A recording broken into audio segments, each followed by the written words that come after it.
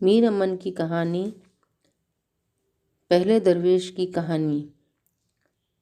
میری پیدائش اور وطن بزرگوں کا ملک یمن ہے۔ والد اس عاجز کا خواجہ احمد نام بڑا سوداگر تھا۔ اس وقت میں کوئی مہاجن یا بیوپاری ان کے برابر نہ تھا۔ اکثر شہروں میں کوٹھیاں اور گماشتے خرید و فروخت کے واسطے مقرر تھے اور لاکھوں روپے نقد اور جنس ملک کے گھر میں موجود تھی۔ ان کے یہاں 2 بچے پیدا ہوئے۔ ایک تو یہی فقیر جو کفنی میلی پہنے ہوئے مرشدوں کی حضوری میں حاضر اور بولتا ہے، دوسری ایک بہن جس کی قبلہ گاہ نے اپنے جیتے جی اور شہر کے سوداگر بچے سے شادی کر دی تھی۔ وہ اپنی سسرال میں رہتی تھی، غرض جس کے گھر میں اتنی دولت اور ایک لڑکا ہو اس کے لاڈ پیار کا کیا ٹھکانہ ہے۔ مجھ فقیر نے بڑے چاو چوس سے ماں باپ کے سائے میں پرورش پائی اور پڑھنا لکھنا، سپاہ گری کا کسب و فن، سوداگری کا بہی کھاتا، روز نامچا سیکھنے لگا۔ 14 برس نہایت خوشی اور بے فکری میں گزرے۔ کچھ دنیا کا اندیشہ دل میں نہ آیا۔ یک بیک ایک ہی سال میں والدین قضائے الہی سے مر گئے۔ عجب طرح کا غم ہوا جس کا بیان نہیں کر سکتا۔ یک بارگی یتیم ہو گیا، کوئی سر پر بوڑھا نہ رہا۔ اس مصیبت ناگہانی سے رات دن رویا کرتا، کھانا پینا سب چھوٹ گیا۔ 40 دن جوں تو کر کے کٹے، چہلم میں اپنے بیگانے چھوٹے بڑے جمع ہوئے۔ جب فاتحہ سے فراغت ہوئی، سب نے فقیر کو باپ کی پگڑی بندھائی اور سمجھایا، دنیا میں سب کے ماں باپ مرتے آئے ہیں اور اپنے تئیں بھی ایک روز مرنا ہے۔ بس کرو، اپنے گھر کو دیکھو، اب باپ کی جگہ تم سردار ہوئے، اپنے کاروبار لین دین سے ہوشیار رہو۔ تسلی دے کر وہ رخصت ہوئے۔ گماشتے کاروباری نوکر چاکر جتنے بھی تھے آن کے حاضر ہوئے، نظریں دی اور بولے، کوٹھری نقد و جنس کی اپنی نظر مبارک سے دیکھ لیجئے۔ یکبارگی جو اس دولت بے انتہا پر نظر پڑی، آنکھیں کھل گئیں۔ دیوان خانے کی تیاری کا حکم کیا۔ فراشوں نے فرش و فروش بچھا کر چھت پردے چلمن تکلف کی لگا دیں اور اچھے خدمتگار دیدار کو نوکر رکھے۔ سرکار سے زرق برق کی پوشاکیں بنوا دیں۔ فقیر مسند پر تکیہ لگا کر بیٹھا۔ ویسے ہی آدمی غنڈے مفت کھانے پینے والے جھوٹے خوش آمدی آ کر آشنا ہوئے اور مصاحب بنے۔ ان سے 8 پہر صحبت رہنے لگی۔ ہر طرح کی باتیں اور زٹلنے واہی تباہی ادھر ادھر کی کرتے۔ غرض آدمی کا شیطان آدمی ہے۔ ہر دم کے کہنے سننے سے مزاج بہک گیا۔ شراب، ناچ اور جوئے کا چرچا شروع ہوا۔ پھر تو یہ نوبت پہنچی، سوداگری بھول کر تماش بینی کا سودا ہوا۔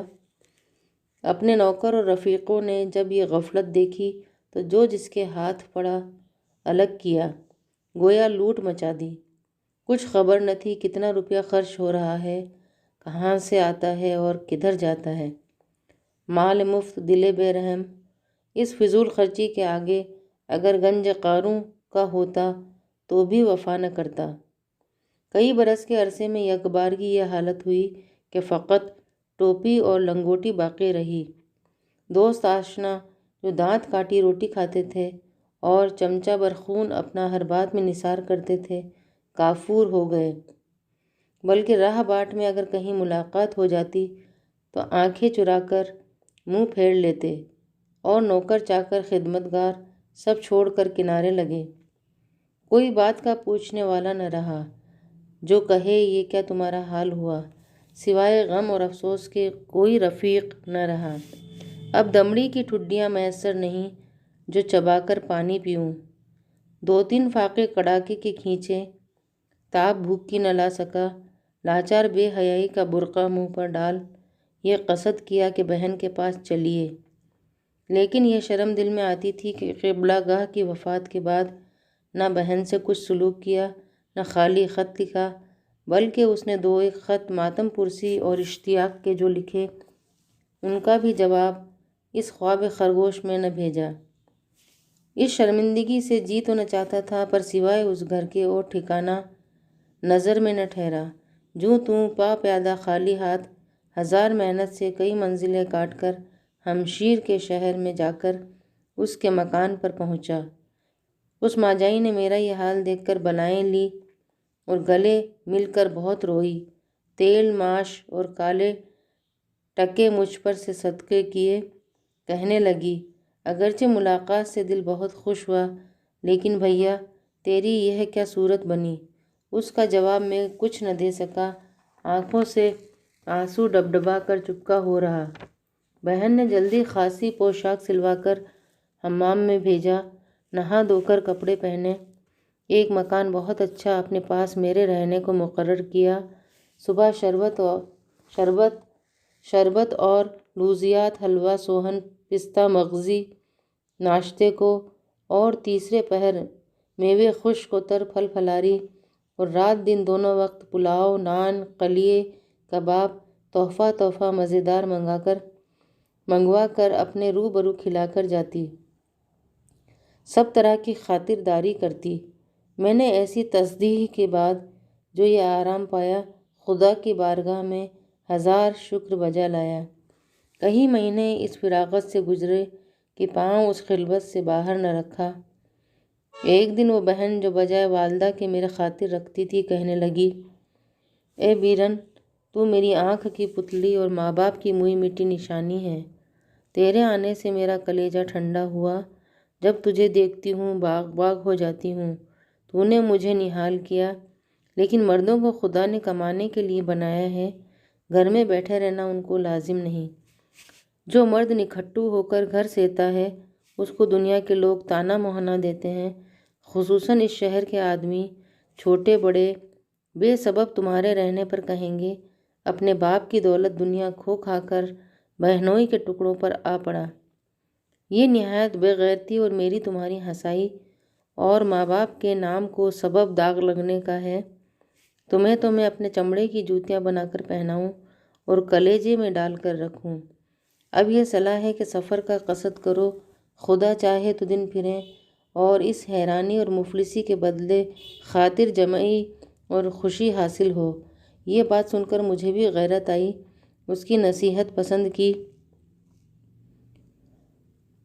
جواب دیا، اچھا اب تم ماں کی جگہ ہو، جو کہو سو کروں۔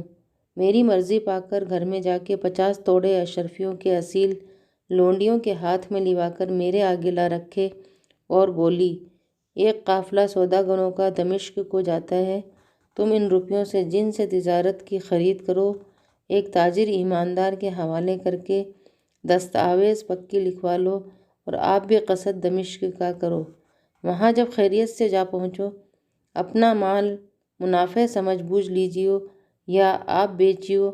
میں وہ نقد لے کر بازار گیا، اسباب سوداگری کا خرید کر ایک بڑے سوداگر کے سپرد کیا، نوشت و خواند سے خاطر جمع کر لی۔